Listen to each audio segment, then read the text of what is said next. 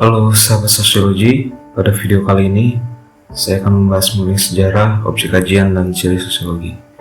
Bagi kalian yang baru mengenal sosiologi, tentunya bakal mengaitkannya dengan ilmu tentang masyarakat. Dasar-dasar ilmu sosiologi sebenarnya sudah ditemukan oleh seorang penulis sekaligus ilmuwan, Ibnu Khaldun, sebelum istilah sosiologi ditemukan oleh Auguste Comte, bapak sosiologi.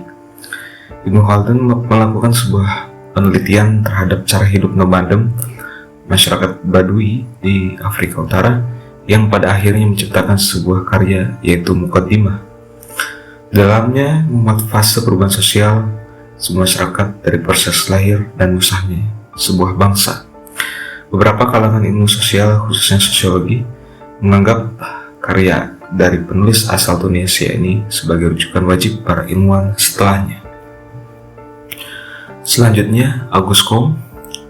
Auguste Comte merupakan matematikawan yang hidup semasa revolusi industri mewabah di Prancis.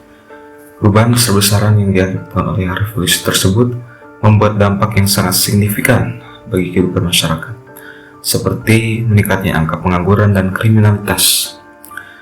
Kekhawatirannya akan hal ini membawa Auguste Comte untuk menelaah lebih jauh mengenai hubungan sebab akibat dari fenomena tersebut, dan mendorong ia menerbitkan sebuah karya tulis yang berjudul Curse de Filosofi Positif. Pada akhirnya tercetuslah sebuah istilah sosiologi untuk menandakan sebuah kemunculan ilmu sosial baru yang mempelajari masyarakat, khususnya perkembangan dan perubahan sosial. Menurutnya, sosiologi merupakan ilmu yang diperoleh dari hasil pengamatan di masyarakat dan bukan berasal dari dugaan.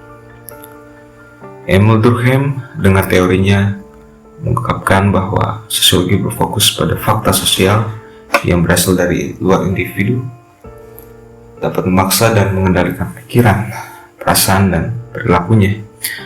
Hal ini sejalan dengan kenyataan bahwa kehidupan manusia sebagai makhluk sosial selalu dilingkupi oleh tuntutan dari lingkungan sosialnya yang memaksa agar ia berperilaku dan bertindak sesuai ekspektasi orang-orang sekitarnya.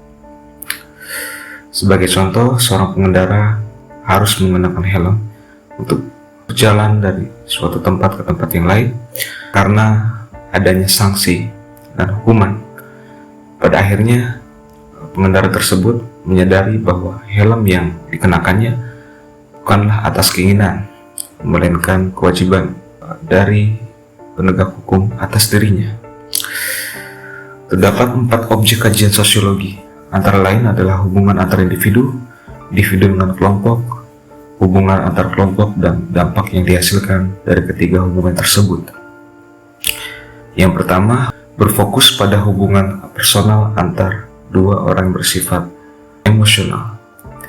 Di dalam hubungan ini kita dapat kesan mendalam dan mengetahui lebih jauh mengenai orang yang kita kenal, seperti sifat atau karakter dari orang tua dan teman misalnya. Kedua, hubungan antara individu dengan kelompok.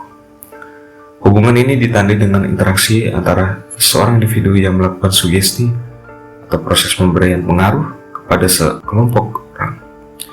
Biasanya, pemberian pengaruh ini dilakukan oleh orang yang memiliki kedudukan yang lebih tinggi.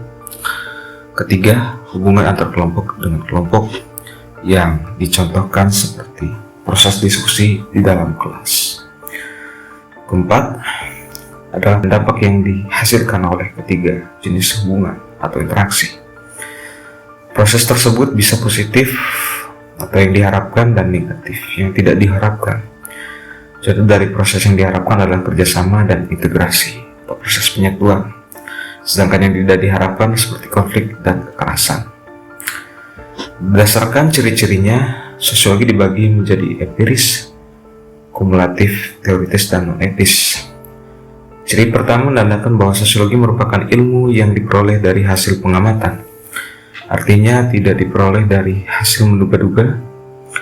Lalu kumulatif menggambarkan bahwa sosiologi disusun atas teori-teori yang sudah ada dan dikembangkan menjadi ilmu yang selalu mengikuti perkembangan dan perubahan sosial di masyarakat.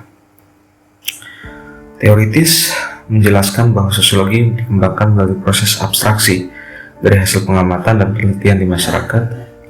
Abstraksi ini memiliki makna bahwa sosiologi merupakan ilmu yang berusaha untuk mengetahui hubungan sebab akibat dari suatu fenomena yang terjadi di masyarakat. Terakhir, sosiologi memiliki ciri non-etis, yaitu bahwa sosiologi tidak memandang baik maupun buruk sebuah fenomena, namun lebih fokus terhadap pemecahan masalah atau sosiologi dari fenomena tersebut. Demikian tayangan mengenai sejarah, objek, dan ciri sosiologi. Sampai jumpa pada pembahasan berikutnya.